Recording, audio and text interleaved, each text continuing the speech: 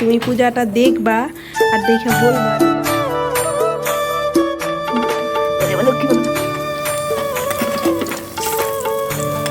নমস্কার, আশা করছি আপনারা সকলেই খুব ভালো আছেন। আমি সুকৃতি আর আমার ডুয়ার্স ফ্যামিলির আরেকটি নতুন ব্লগে আপনাদের সকলকে স্বাগত জানাই। আজকে মঙ্গলবার, ঘড়িতে এখন সকাল 7টা।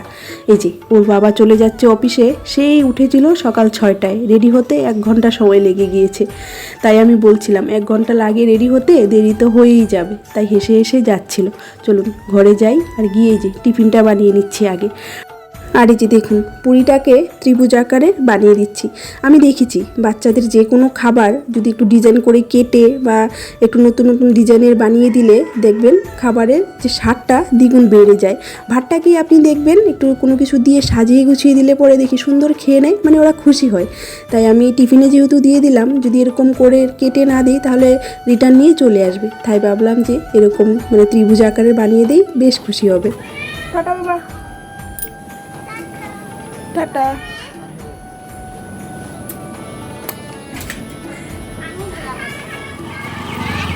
টাটা। বাস চলে গেল। চলুন যাই আমরা ঘরে। আর ঘরে এসেই আগে এই গ্যাসটাকে মুছে নিচ্ছি। গ্যাসটা মোছার একটাই কারণ, ভাবছি একটু ঘরে পুজো দিব। আর পুজো দেওয়ার জন্য ভাবছি একটু পায়েস বানাবো। আমার যেহেতু এখানে আলাদা গ্যাস টেস কিচ্ছু নেই, তো সেই জন্যই যে গ্যাসে রান্না করি ওই গ্যাসেই বানাতে হচ্ছে।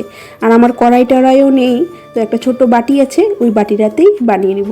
আর গোপাল ঠাকুরের নামে, কৃষ্ণ ঠাকুরের নামে দিব। একটু পায়েস টায়েস না বানালে না ভালো লাগে না, তাই একটু পায়েস বানিয়ে পুজো দিয়ে দিব। ওর বাবা যখন গিয়েছিল মেয়েকে স্কুলে নিয়ে, তখন আমি ওকে বলেছিলাম যে একটা লাড্ডু বা সন্দেশ কিছু নিয়ে এসো।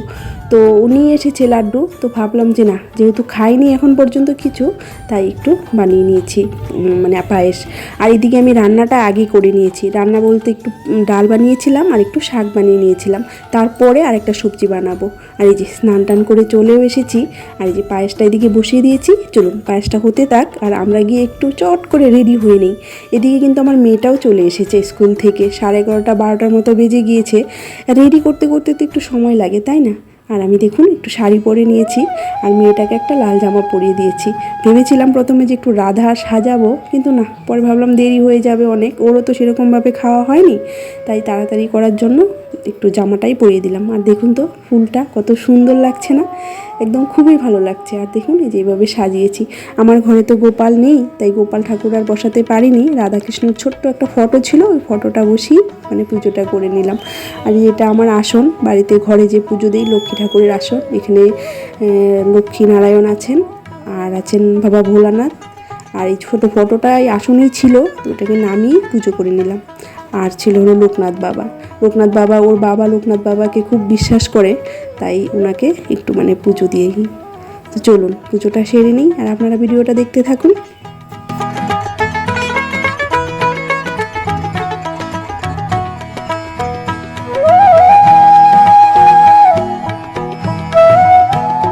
জন্মাষ্টমী পুজো তো ছিল সেই সোমবারে, আমি করেছি মঙ্গলবারে। আর মঙ্গলবারেও তো অনেকেই পুজো করবে, তাই না? আর সোমবারে তো সেই রাত 12টার পরে পুজো হয়েছে। এখানে মন্দিরে পুজো হয়েছে, মেয়ে আর ওর বাবা গিয়েছিল। আর আমি এরকম ঘরে পুজো করব সেটা মানে আশা ছিল না। তবে আরেকবার ভাবলাম আসনে তো সেই ঠাকুরকে পুজো দিবই, আর ওর বাবাকে বলেছিলাম লাড্ডু নিয়ে আসার জন্য, তাহলে একটু ভালো করেই দেওয়া যাক।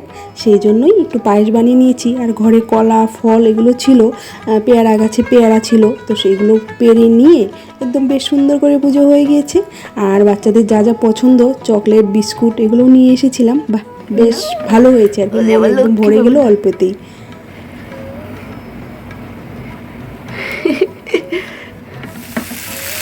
তো এই পূজা টুজো দিয়ে আবার চলে এসেছি রান্না করার জন্য।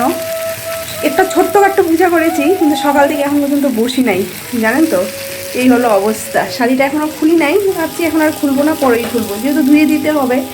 তো বেকার আর খুলে কী করবো, একটু পরে বিকালবেলা খুলে একদম হাত পা ধুয়ে তারপরে নাইটি পরে নেবো। সকাল সকাল যেহেতু স্নান করেছি, বিকালে তো একটু হাত পা ধুতেই হবে, তো সেই।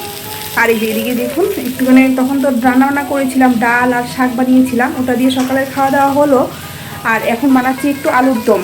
আজকে তো মঙ্গলবার নিরামিষেই, তাই একটু আলুর দমও বানিয়ে নিচ্ছি। না দুপুরে তো শুধু ডাল আর শাক দিয়ে হবে না, তো সেই জন্য। এত দেরি করেছ?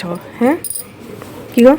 তো তোমার জন্য কখন থেকে বসে আছি যে তুমি পূজাটা দেখবা আর দেখে বলবা যে বাহ বেশ ভালো হয়েছে। তো তুমি আসোই না, তোমাকে কখন থেকে বসে আছি আসবা আসবা আসবা আর আসোই না। বা প্রদীপটা এখনো চলছে, দেখো ভালো লাগে না ফুলটা?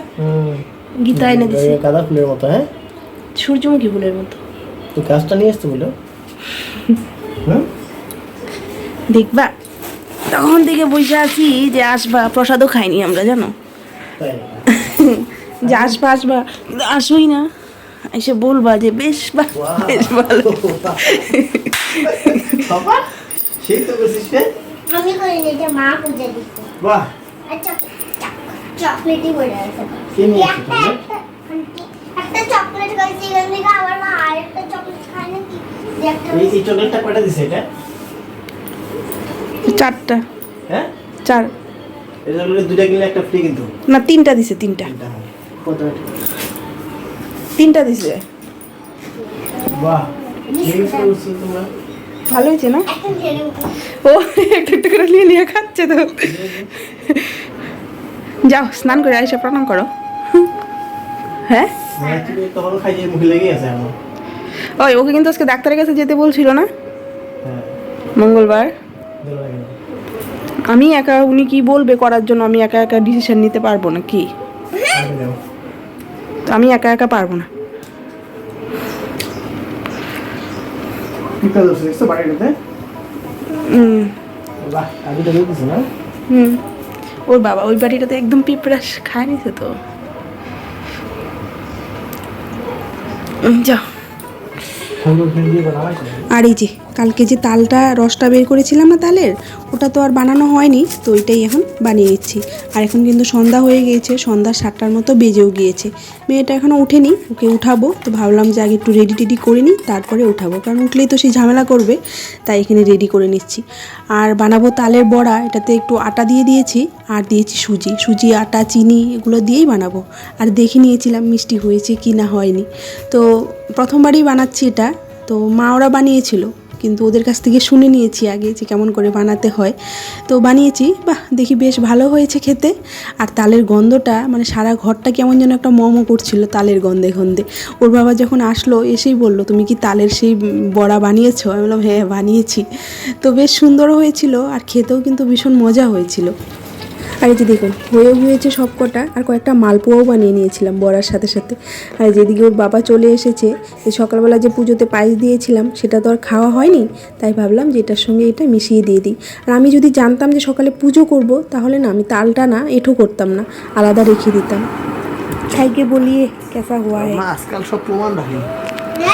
পরে যদি না করো যে আমি দিই নাই বানিয়ে, পরে তোমার মাকে গিয়ে বলবা যে খাওয়াই নাই। এরকম একটা মেয়ে বিয়ে করাইছো যে খাও। হ্যাঁ কেমন লাগলো? ভালো? খাও, আমি খাইছি।